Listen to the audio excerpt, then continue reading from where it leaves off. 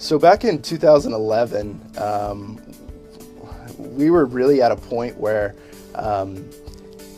we were all on different pages. If you were to ask us what our purpose, our mission, our vision was, although stated, you would have gotten 5 different responses. So we identified that that was a problem. We were looking for tools to really align our organization, and what we came to was the Rockefeller Habits by Vern Harnish.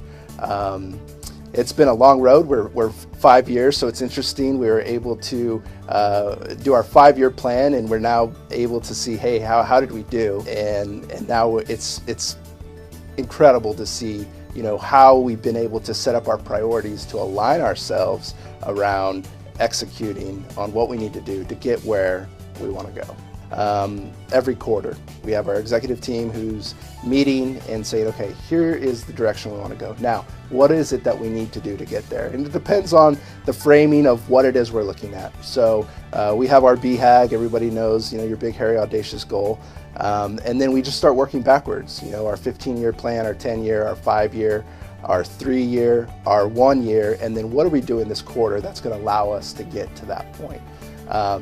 And if everybody doesn't know what that is, there's no way that they're going to be able to execute on what their part of that is. And then it gets down into what our rhythm is. So we have a huddle every morning at 9:02, and we're really just running through what our priorities are, and just making sure, hey, I'm stuck, or this is where I need your help, or this is where I'm at with that, so that when we get to that quarter, it's not like, hey, what was that priority again? But actually, hey, this is where we're at with this. We either completed it or we will have completed it by the end of the quarter. This is not just a flip the switch, check the box type of thing.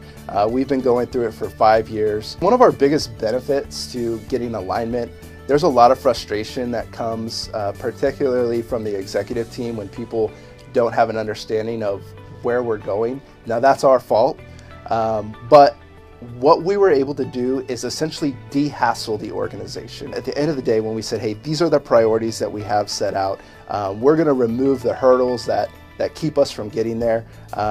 We've 2x'd the company since then, so it's not easy.